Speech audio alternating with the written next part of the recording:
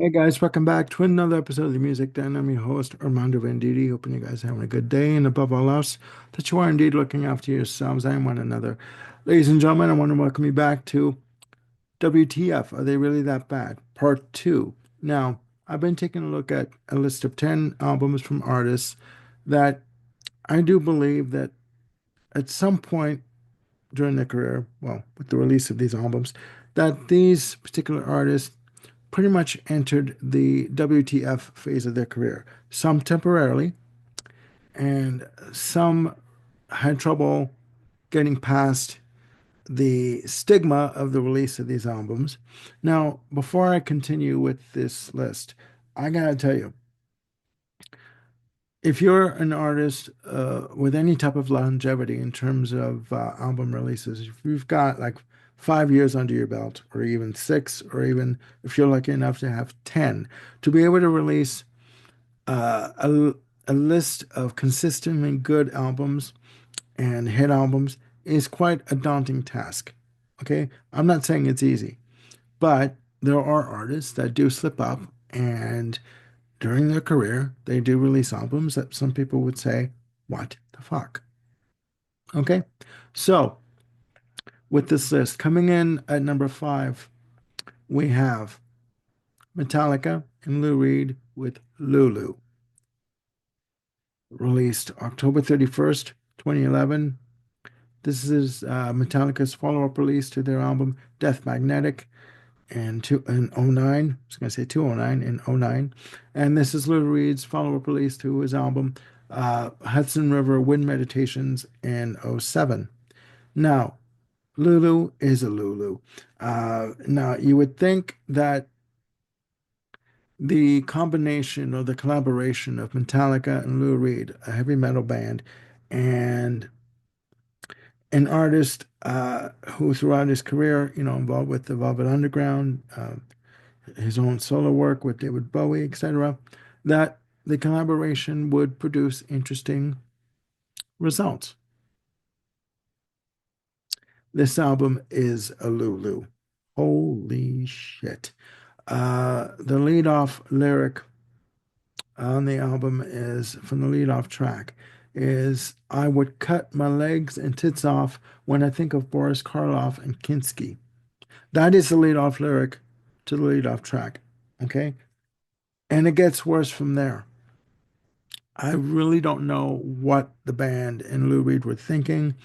Um, obviously, as I said, excuse me, if you're a band that has any type of longevity and you want to try something different, by all means, go for it. But any artistic merit that was supposed to be held for this album is non-existent. This is indeed Metallica and Lou Reed, entering their WTF phase of their career. Coming in at number 4, we have Pat Metheny with No Tolerance for Silence, released in 1994. This is his follow-up release to his album Secret Story, released in 1992. He would also release a live album with Lyle Mays, The Road to You, in 1993. What to say about this album? What the fuck? I'm sorry. This was indeed uh, Pat Metheny entering his what the fuck phase of his career. The album consists of 5 parts, 5 improvisational instrumentals that were made up on the spot and recorded in one night. I don't know what he was thinking. The first instrumental, part 1, that clocks in at just over 18 minutes. To me, the first 2 to 3 minutes, even maybe 4 minutes, sound like feedback that he's doing. He's just holding the strings in a position and just creating noise. Uh, I couldn't even finish listening to the album. It is that bad. And I gotta tell you, I love Pat Metheny. I think he is an innovative, imaginative, brilliant guitarist, in the jazz fusion field. And Secret Story, the previous album to this, was, in my opinion, beautifully done. Masterpiece. Uh, but No Tolerance to Silence, No. Again, this was Pat Metheny entering his WTF phase of his career, although briefly, and thank God for that. Coming in at number three, we have Judas Priest with Nostradamus, released on June 16th and June 17th in the UK and US, respectively, of 2008 on Epic Records.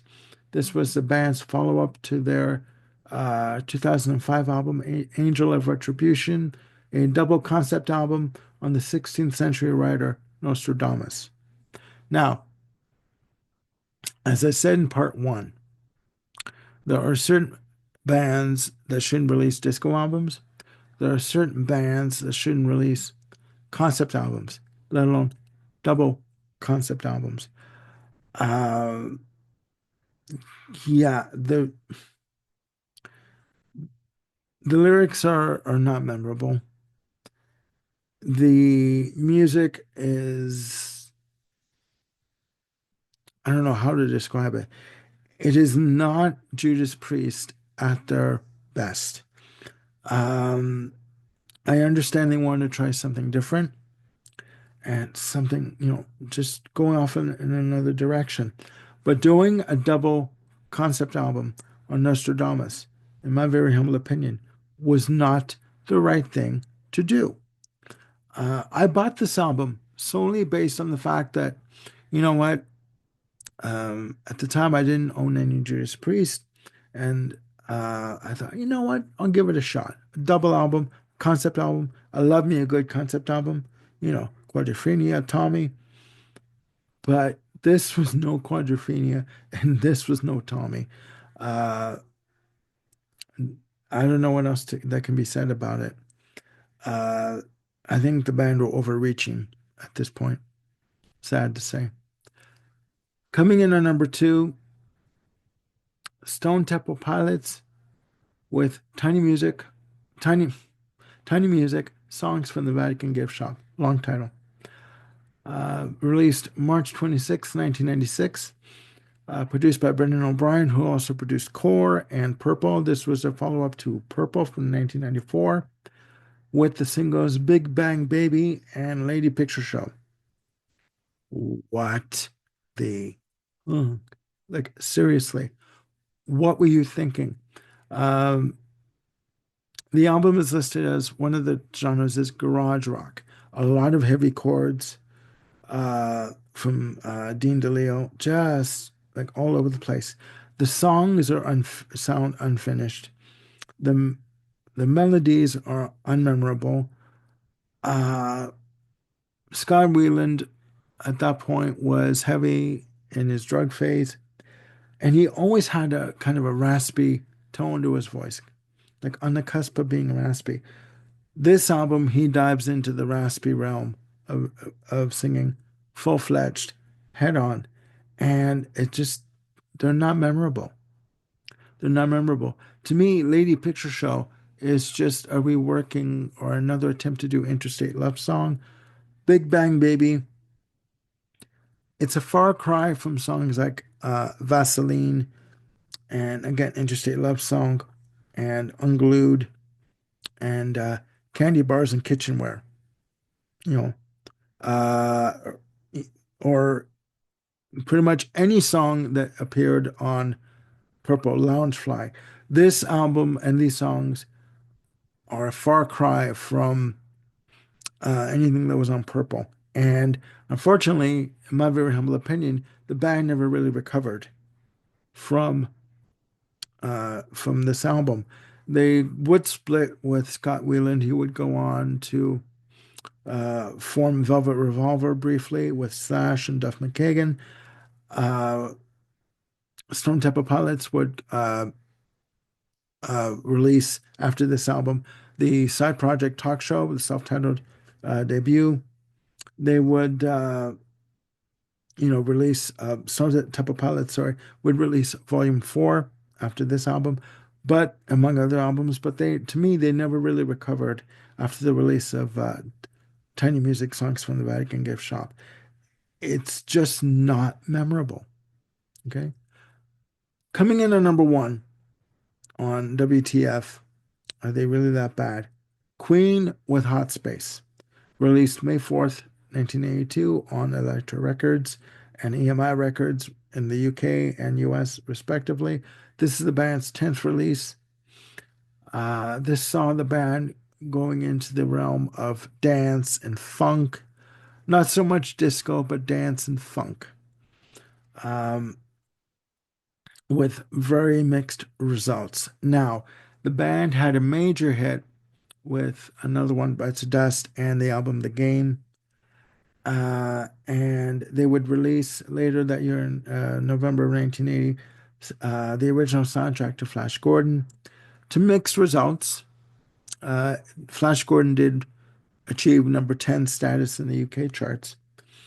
But with the release of the game and the success of Another One Bites the Dust, the band thought it would be great or a good idea to go into the genre of dance and R&B. Now, Roger Taylor, from the very beginning, has always said this was not his idea. It was basically spearheaded by Freddie Mercury and John Deacon. And does it work? I'll let you decide below. But well, you can give your opinion, but in my very humble opinion, it doesn't work. Now, for me, Queen have always been about variety, but at the core of the band, they have always been a hard rock band with heavy melodic vocals and punch in terms of their delivery.